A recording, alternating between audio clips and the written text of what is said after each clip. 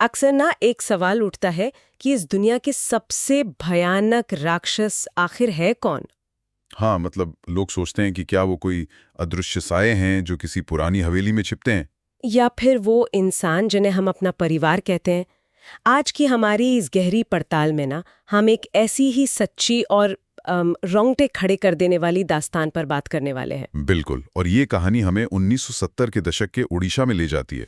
मतलब एक ऐसा दौर जब कोई इंटरनेट नहीं था, मोबाइल फोन नहीं था। हाँ, अगर कोई इंसान किसी अनजान शहर में अकेला पड़ जाए ना तो वो सचमुच पूरे दुनिया से कट जाता था। सही कहा। और ये कहानी है आराधना की। एक बहुत ही होनहार छात्रा जो भुवनेश्वर के एक मशहूर कॉलेज से इतिहास की पढ़ाई कर रही थी। और देखिए, उस समय ना किसी लड़की का पढ़ाई के लिए घर से दूर जाना बहुत बड़ी बात थी।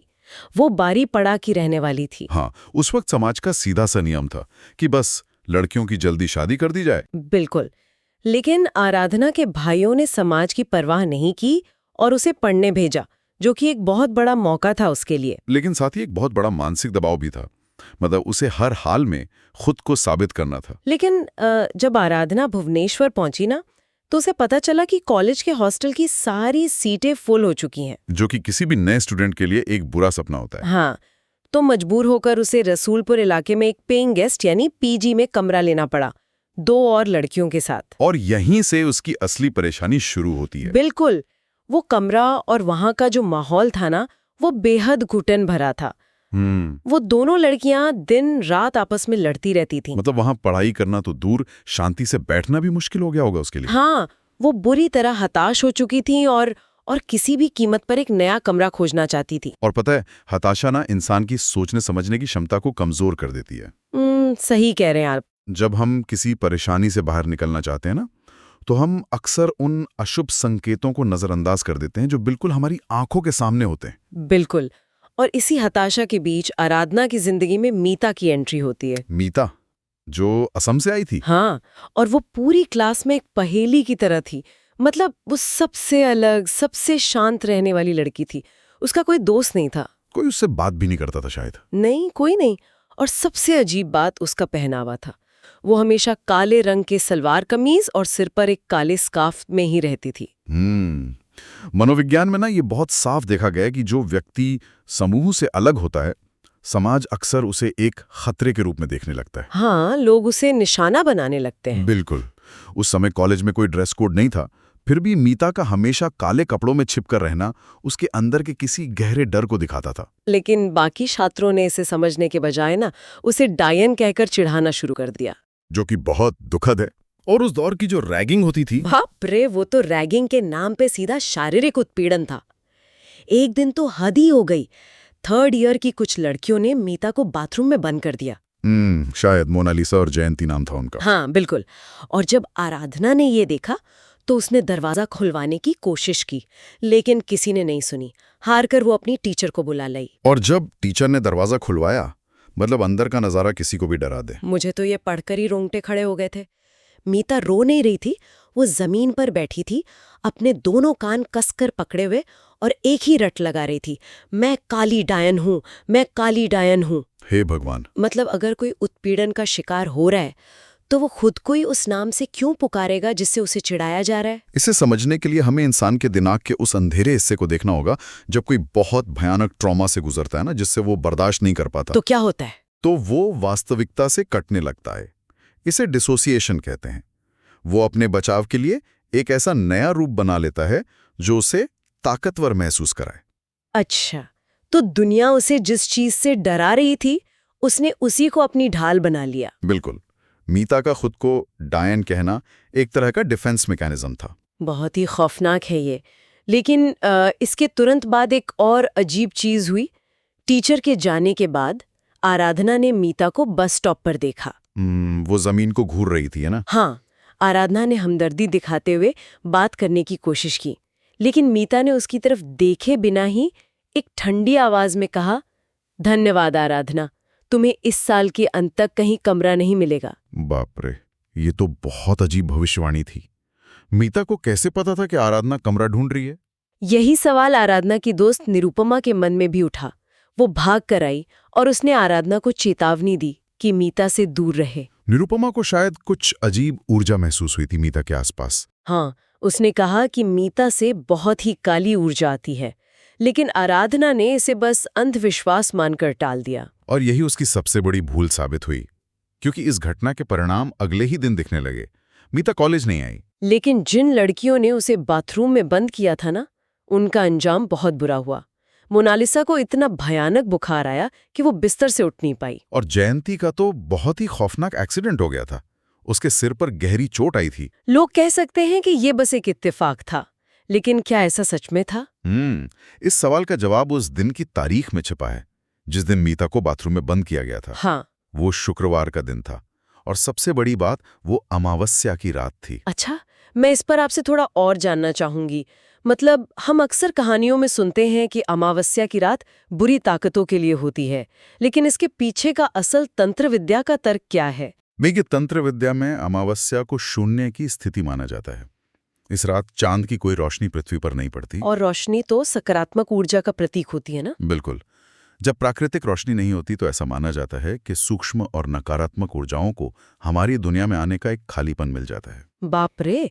और शुक्रवार और अमावस्या का ये जो संगम है ना, ये किसी भी काली साधना के लिए सबसे शक्तिशाली समय माना जाता है। मतलब उस दौरान किए गए अनुष्ठानों का असर बहुत तीव्र होता है। हाँ, बहुत हिंसक और तेज। और यही बात आराधना के दोस्तों ने उसे समझाने की कोशिश की कि ये बुखार और एक्सीडेंट कोई इत्तेफाक नहीं है, मीता सच में कुछ खतरनाक कर रही है। लेकिन आराधना तो बस एक शांत कमरा चाहती थी। हाँ, वो इतनी हताश थी कि उसने तय किया वो मीता के पास जाकर उसी के घर में कमरा मांगेगी। और इस पर मीता का जो बर्ताव था वो भी तो नॉर्मल नहीं था। बिल्कुल नहीं। वो कुछ दिन बाद अचानक क्लास में आई और एकदम आदेश देने वाली आवाज में आराधना को बस स्टॉप पर बुलाया और अजीब सी शर्तों के साथ उसे अपने घर में रहने की परमिशन दे दी। और वो घर, जब आराधना वहां शिफ्ट हुई ना, तो उस घर की बनावट ही अजीब थी। बहुत बड़ा, पुराना और एकदम सुनसान घर था। उसमें शायद 4 बड़े कमरे थे। हाँ, 4 कमरे। लेकिन मीता का कमरा हमेशा रहस्य बना रहता था। वो कभी किसी को अंदर नहीं जाने देती थी। और घर में जाते ही डरावने संकेत दिखने शुरू हो गए थे। सबसे पहला संकेत, इतने बड़े घर में भगवान की एक भी तस्वीर या मूर्ति नहीं थी, जो कि 1970s के दशक के किसी भी भारतीय घर में होना लगभग नामुमकिन है। बिल्कुल। जब किसी जगह पर पवित्र शक्ति का कोई प्रतीक नहीं होता, तो इसका सीधा मतलब है कि वहां का माहौल जानबूझकर ऐसा रखा गया है ताकि किसी और तरह की काली ऊर्जा वहां आराम से रह सके। बिल्कुल सही। और वहां काम करने वाली बाई ने जो आराधना को बताया, वो तो सीधा दिल में दहशत पैदा कर दे। उसने क्या बताया था? उसने बताया कि मीता उसे हर शुक्रवार को छुट्टी दे देती है, और जब वो शनिवार की सुबह काम पे लौटती है ना, तो उसे मीता के कमरे के बाहर राख पड़ी हुई मिलती है। राख? हाँ, और हवा में कुछ जलने की एक बहुत ही अजीब और तीखी बदबू होती है। यहाँ बाई ने एक और बहुत जरूरी बात बताई थी, सरसों का गायब होना। हाँ, घर की रसोई में रखा हुआ कच्चा पीला सरसों बिना खाना बने ही 2-3 दिन में गायब हो जाता था। इसका क्या मतलब है? सरसों का तांत्रिक क्रियाओं से क्या लेना देना? देखिए, पीली सरसों का भारतीय तंत्र शास्त्र में बहुत गहरा इतिहास है। माना जाता है कि इसमें एक खास ऊर्जा होती है। तो क्या ये बुरी आत्माओं को भगाने के लिए होता है? हाँ, या तो बुरी आत्माओं से सुरक्षित करने के लिए, या फिर किसी सूक्ष्म आत्मा को बुलाकर उसे बांधने के लिए। हे भगवान! इतनी भारी मात्रा में सरसों का गायब होना साफ बता रहा था कि उस बंद कमरे के अंदर हर शुक्रवार की रात को कुछ ऐसा हो रहा था जो इस दुनिया का नहीं था। और इसी रहस्य को और गहरा करती है मौसमी नाम की एक दोस्त। मौसमो? हाँ, मीता हमेशा कहती थी कि मौसमी सिर्फ शुक्रवार की रात को उससे मिलने आती है, लेकिन आज तक किसी ने मौसमी को अपनी आंखों से नहीं देखा था। क्योंकि वो मौसमी कोई इंसान थी ही नहीं। और ये बात तब और साफ हो गई जब आराधना ने एक बहुत बड़ी गलती कर दी। एक दिन आराधना गलती से मीता के कमरे में चली गई और जाकर मीता के बिस्तर पर बैठ गई। और फिर क्या हुआ? मीता, जो हमेशा शांत रहती थी, वो अचानक एक खूंखार जानवर की तरह भड़क उठी। उसने चीख कर कहा, तुम्हारी हिम्मत कैसे हुई मेरे कमरे में आने की? ये हमारा कमरा है। ध्यान दीजिए, हमारा कमरा। उसने ये नहीं कहा कि ये मेरा कमरा है। हाँ, मतलब वो कमरा किसी और अदृश्य शक्ति के साथ शेयर किया जा रहा था। बिल्कुल। और आराधना का उस बिस्तर पर बैठना उस अदृश्य शक्ति के इलाके में घुसपैठ थी। और इसकी सजा भी आराधना को तुरंत मिली। इसके बाद वो रहस्यमयी तरीके से बीमार पड़ने लगी उसे लगातार बुखार रहने लगा। उसका शरीर ऐसा हो गया जैसे किसी ने सारा खून चूस लिया हो। हाँ, वो इतनी कमजोर हो गई कि उससे खड़ा भी नहीं हुआ जाता था। इसे रहस्यवाद की भाषा में ऊर्जा का शोषण या आध्यात्मिक परजीविता कहते हैं। मतलब जैसे कोई पैरासाइट खून चूसता है। एकदम वैसे ही। जब कोई शक्तिशाली नकारात्मक ऊर्जा आपके आसपास होती है ना, तो उसे जिंदा रहने के लिए इंसानी जीवन ऊर्जा की जरूरत होती है। तो वो आत्मा आराधना की ऊर्जा सोख रही थी। हाँ, उसका खून सूखना असल में उसकी आत्मा के कमजोर होने का भौतिक लक्षण था। बाप रे। इसी घबराहट में ना आराधना ने घर के पुराने लैंडलाइन से अपने बड़े पापा को फोन किया। और उस फोन कॉल पर जो बात हुई वो सच में किसी के भी पैरों तले जमीन खिसका दे। जैसे ही बड़े पापा ने फोन उठाया, वो कुछ बोल पाती उससे पहले ही उन्होंने डरी हुई आवाज में कहा, तुमने अपना कमरा बदल लिया है और हमें बताया तक नहीं। जबकि आराधना ने उन्हें कोई खत नहीं लिखा था। नहीं, कुछ नहीं बताया था। वो हैरान रह गई। असल में आराधना के बड़े पापा कोई साधारण इंसान नहीं थे। वो खुद काली साधना के एक सिद्ध साधक थे। अच्छा। हाँ, उन्होंने ध्यान में ही देख लिया था कि आराधना का आभामंडल यानी उसकी जीवन ऊर्जा बहुत तेजी से खत्म हो रही है और वो किसी बहुत अशुद्ध जगह पे फंसी हुई है। उन्होंने आराधना को एक चेतावनी दी जिसने उसकी नींद उड़ा दी। उन्होंने कहा, तुम इस वक्त पूरी तरह अशुद्ध हो। कल सुबह इस घर से निकल जाना। तुम्हारे साथ कुछ बहुत भयानक होने वाला है। और उसी शाम उस चेतावनी का असर भी दिख गया। हाँ, मीता अचानक आराधना के कमरे के पास आई। उसने धक्के से बंद दरवाजा तोड़ दिया और बिना पलक झपकाए बेजान नजरों से आराधना को घूरती रही। वो मीता की नजर नहीं थी, वो एक शिकारी की नजर थी जो देख रहा था कि उसका शिकार अब कितना कमजोर हो चुका है। और फिर आई वो शुक्रवार की रात, अमावस्या की रात। रात के करीब 1:30 बज रहे थे। घर में एकदम दम घोंतू शांति रही होगी। हाँ, लेकिन तभी आराधना को मीता के कमरे से किसी के हंसने और फुसफुसाने की आवाजें आने लगीं। वो मौसमी थी या वो साया जिसे बुलाया गया था? धीरे धीरे आराधना के दरवाजे के नीचे से गहरा धुआं अंदर आने लगा और उस धुएं में मांस के जलने की एक बहुत ही सड़ांध भरी बदबू थी। हे भगवान! आराधना का दम घुटने लगा। उसने उठने की कोशिश की, लेकिन उसका शरीर पत्थर का हो चुका था। कोई अदृश्य शक्ति उसे बिस्तर से जकड़े हुए थी। जैसे स्लीप पैरालिसिस में होता है। हाँ, पर ये सिर्फ पैरालिसिस नहीं था। एक परछाई उसके ऊपर झुक रही थी जो धीरे धीरे उसका गला घोंट रही थी। ये एक सीधा ऊर्जावान हमला था। बिल्कुल।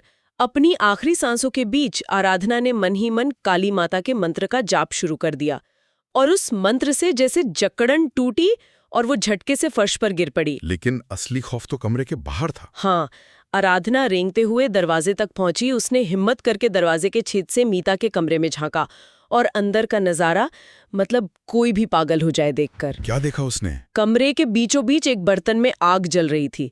मीता उस आग में मुट्ठी भर भर कर वही पीली सरसों डाल रही थी। लेकिन तभी आराधना की नजर कमरे के दूसरे कोने पर गई। वहां फर्श पर खुद मीता का ही शरीर लेटा हुआ था। यहीं पर हमें सूक्ष्म शरीर यात्रा यानी एस्ट्रल प्रोजेक्शन का उदाहरण मिलता है। मतलब एक इंसान एक ही समय पर 2 जगह कैसे हो सकता है? देखिए, प्राचीन ग्रंथों के अनुसार हमारा भौतिक शरीर सिर्फ एक आवरण है। कुछ गहरी तांत्रिक क्रियाओं से इंसान अपनी चेतना को शरीर से बाहर निकाल सकता है। तो जो मीता लेटी हुई थी वो उसका खाली शरीर था? बिल्कुल। और जो मीता सरसों जला रही थी वो उसका सूक्ष्म शरीर या वो काली शक्ति थी जिसने उस पर कब्जा कर रखा था। बाप रे। और फिर आराधना ने देखा कि जो मीता आग के पास बैठी थी ना, वो पिघलकर एक घने काले साए में बदल गई। हे भगवान! और वो परछाई उस लेटी हुई मीता के पास गई और उसके शरीर को सिर से पैर तक सूंघने लगी, जैसे कोई जानवर शिकार को खाने से पहले सूंघता है। आराधना की तो जान ही निकल गई होगी ये देखकर। वो इतनी बुरी तरह कांप गई कि उसने डर के मारे वहीं पेशाब कर दिया। वो उल्टे पांव भागी और बिस्तर के कोने में दुबक गई। और उस साये को शायद पता चल गया था कि कोई देख रहा है। हाँ, तुरंत बाद पूरे घर में एक भयानक चीख गूंजी और कोई बहुत भारी चीज जोर से आराधना के दरवाजे से टकराकर गिरी। उसने वो रात कैसे काटी होगी? बस मौत के खौफ में। अगली सुबह जैसे ही बाई ने दरवाजा खोला, आराधना बिना कुछ बोले वहां से भाग निकली। सीधी कॉलेज पहुंची होगी। हाँ, और वहां पहुंचते ही खून की उल्टियां करते हुए बेहोश हो गई।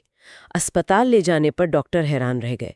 उसके शरीर में खून न के बराबर था। वो अदृश्य शक्ति सचमुच उसकी हर एक बूंद चूस रही थी। फिर बड़े पापा और परिवार वाले तुरंत आए और उसे बारीपदा ले गए। वहां पूजा हुई, तांत्रिक कवच पहनाया गया। आराधना ने बताया कि लॉकेट पहनते ही जैसे कोई पहाड़ उतर गया हो। उसकी जान तो बच गई। लेकिन इस कहानी का सबसे दर्दनाक सच अभी बाकी है। हाँ, महीनों बाद आराधना अपनी दोस्त के साथ अपना सामान लेने मीता के घर वापस गई। पर वहां मीता नहीं थी, उसकी बूढ़ी नानी मिली। और नानी ने जो बताया वो भूतों से भी ज्यादा खौफनाक था। नानी ने बताया कि मीता की मौत हो चुकी थी, किसी रहस्यमयी तरीके से नहीं, बल्कि एक पागल खाने में हार्ट अटैक से। और वो पागल खाने कैसे पहुंची, यही इस पूरी घटना की असली जड़ है। नानी ने बताया कि बचपन में मीता बिल्कुल नॉर्मल और प्यारी बच्ची थी। लेकिन जब वो महज 10 या 11 साल की थी तो उसके अपने ही चचेरे भाई और उसके दोस्त ने उस मासूम का सामूहिक बलात्कार किया था। मतलब ये सुनकर ही घृणा होती है। और परिवार ने क्या किया? उन्होंने इंसाफ दिलाने के बजाय अपनी झूठी इज्जत को चुना। हाँ, उन्होंने इस घिनौने अपराध को छिपा लिया, डॉक्टर को रिश्वत दी और अपराधियों को छोड़ दिया गया। अपनों के इस धोखे ने मीता के दिमाग को हमेशा के लिए तोड़ दिया। वो बच्ची अंदर से मर गई। और जब वो अजीब हरकतें करने लगी तो परिवार ने इलाज कराने के बजाय उसे एक दूर के आश्रम में फेंक दिया। वहां मीता की सिर्फ एक दोस्त बनी, कविता। लेकिन कुछ समय बाद कविता की भी मलेरिया से दर्दनाक मौत हो गई। इस आखिरी झटके ने मीता का दिमागी संतुलन पूरी तरह खत्म कर दिया। वो बस एक रट लगाने लगी, मुझे बस एक शरीर चाहिए, मैं कविता को वापस लाऊंगी। और यहीं पर वो खालीपन पैदा हुआ। जब इंसान अंदर से मर जाता है तो शरीर एक खाली बर्तन बन जाता है। बिल्कुल, उसी खालीपन ने उस काली शक्ति को मीता के शरीर में घुसने का रास्ता दे दिया। बड़े पापा ने आराधना को बताया था कि वो काली आत्मा अब मीता के कमजोर शरीर से ऊब चुकी थी। वो एक नए शरीर की तलाश में थी। और अगर आराधना वहां से नहीं भागती तो वो आत्मा आराधना की बलि ले लेती। हम पूरी कहानी में मीता को एक डरावनी डायन मानते रहे। लेकिन असली सच्चाई तो ये है कि मीता कोई राक्षस थी ही नहीं, वो तो बस एक मासूम शिकार थी। ये कहानी हमें सोचने पर मजबूर कर देती है। हम अक्सर अंधेरे में सरकती परछाइयों और अदृश्य आत्माओं से डरते हैं। लेकिन क्या सबसे खौफनाक राक्षस वो नहीं है जो इंसान का मुखौटा पहनकर हमारे बीच घूमते हैं, जो अपने ही घर की बच्चियों की आत्माओं को नोच खाते हैं? मीता को किसी भूत ने नहीं मारा था। उसे तो इस समाज की इज्जत की दीवारों और अपनों की ही दरिंदगी ने बहुत पहले ही दफना दिया था। वो काला साया, वो भयानक रात, वो बस एक मरे हुए बचपन और अनकहे दर्द की खौफनाक गूंज भर थी। सच में, अगली बार जब आप किसी अंधेरे कोने को देखकर डरे ना, तो एक बार ये जरूर सोचिएगा कि क्या सबसे खतरनाक चीजें वो हैं जिन्हें हम देख नहीं सकते, या वो जिन्हें देखकर भी समाज अपनी आंखें मूंद लेता है।